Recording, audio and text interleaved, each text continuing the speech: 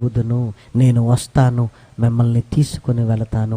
ఇదే మన నిరీక్షణ ప్రియమైన దేవుని పిల్లలారా.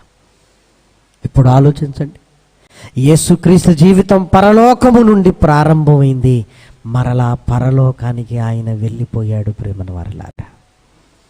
మరి మన జీవితాలు పరలోకము నుండి ఇదిగో ఈ మట్టి శరీరంలోనికి వచ్చాం. ఇప్పుడు ఈ శరీరంలో సజీవులుగా ఉండి ఈ భూమి మీద ఉన్నాం. ఏమండి, ఇక్కడి నుంచే ఎక్కడికి వెళ్ళిపోతాం అనేది డిసైడ్ అయిపోతుంది ప్రియమైన వారలారా. ఇక్కడ నుండే మరలా పరలోకానికి వెళతామా అన్నది డిసైడ్ అవుతుంది ఇక్కడే. లేదు, శాశ్వత కాలము నరకంలోనికి జారిపోతామా అన్నది డిసైడ్ అయ్యేది ఇక్కడే ప్రియమైన వారలారా. అంటే ఈ భూమి మీద ఉన్న కాలం ఎంత ప్రాముఖ్యమైందో చూసారా? పరలోకమైన యుగ యుగాలు యుగ యుగాలు ఆనందం, నరకం యుగ యుగాలు కాలిపోవటం ప్రియమైన వారలారా. యుగ యుగాలు యుగ యుగాలు యుగ యుగాలు. ఇప్పుడు సుఖ దుఃఖాలు ఏమండి రెండు కలిసి ఉన్నట్లుగా, దుఃఖం తర్వాత సుఖము, సంతోషం, సంతోషం తర్వాత దుఃఖము, ఈ రెండు కలిపి ఉంటాయి ఈ జీవితంలో. కానీ ఈ రెండు విడిపోతున్నాయి. ఆనందం పరలోకానికి వెళుతుంది, దుఃఖం ఎక్కడికి వెళుతుంది? దుఃఖం ఎక్కడికి వెళుతుందంటే నరకంలోనికి వెళుతుంది. అందుకే యేసుక్రీస్తు నరకాన్ని గురించి మాట్లాడుతూ చెప్పిన మాట ఈ రాత్రి మనం బాగా ఆలోచించవలసిన మాట. మార్కు గారు రాసిన సువార్త 9వ అధ్యాయము, మార్కు గారు రాసిన సువార్త 9వ అధ్యాయంలో ఆయన పలుకుతున్న మాట దయచేసి చూడండి. మార్కు గారు రాసిన సువార్త 9వ అధ్యాయము 48వ వచనం. నరకమున వారి పురుగు చావదు, అగ్ని ఆరదు. వారి పురుగు చావదు, అగ్ని ఆరదు అంటున్నాడు ప్రేమన దేవుని పిల్లలారా. అంటే ఎంత భయంకరమైన లోకము చూస్తున్నారా? మనం చావు, ఆల్రెడీ భూమి మీద చనిపోయే అక్కడికి వెళుతున్నాం. మరలా చావు ఎక్కడిది? ఇంకా అగ్ని ఆరదు. భూమి మీద మంటలైతే ఆరిపోతాయి, కానీ నరకపు మంటలు ఆరిపోయే ప్రసక్తి లేనే లేదు ప్రేమన వారలారా. ఆరని మంటల మధ్య చావని పురుగులుగా మన స్థితి ఎలా ఉండబోతుందని చెప్తున్నాడు చూడండి. ప్రకటన గ్రంథము 14వ అధ్యాయము 11వ వచనము.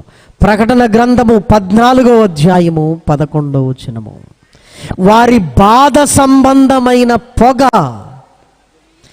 యుగ యుగములు పైకి లేచును, యుగ యుగాలు. భూమి మీద బతికిన కాలం ఎంత? 60-70. బాధ ఎంత కాలము?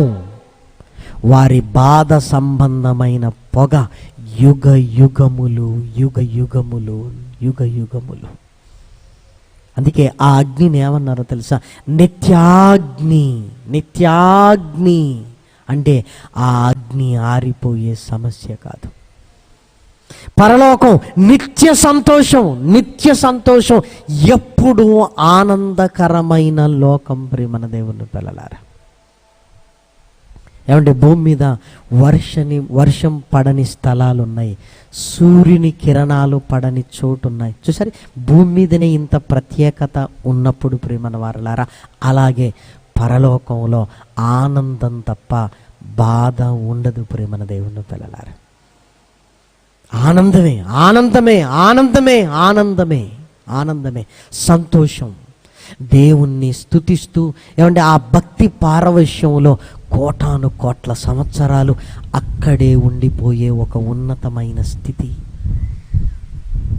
నీ సంతోషం పరలోకంలో సిద్ధమవుతుంది ప్రేమన దేవుని పిల్లలారా.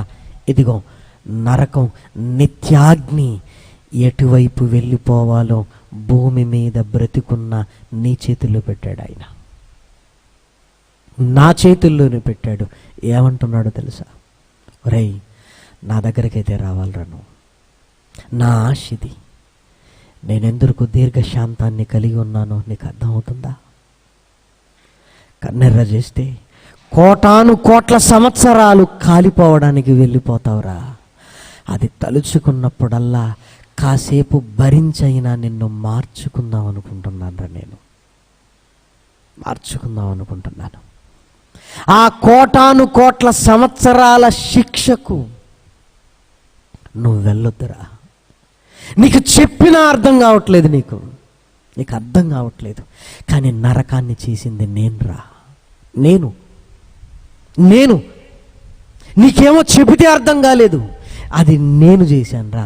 ఇదిగో, ఏ దయ్యమైతే నిన్ను మోసగించి నిన్ను పాపములోనికి తీసుకుని వెళ్ళిందో ఆ దయ్యాలే పాతాళం అంటే గజగజ వణుకుతున్నాయి రా, వణుకుతున్నాయి. నీకెందుకు అర్థం కావటం లేదు? నీకెందుకు అర్థం కావట్లేదు? చిన్న జీవితానికి కోటాను కోట్ల సంవత్సరాలు నువ్వు కాలిపోవద్దనే నేను దీర్ఘశాంతాన్ని కలిగి ఉన్నాడు. ఎవరునూ నశించటం ఆయనకి ఇష్టము లేదు.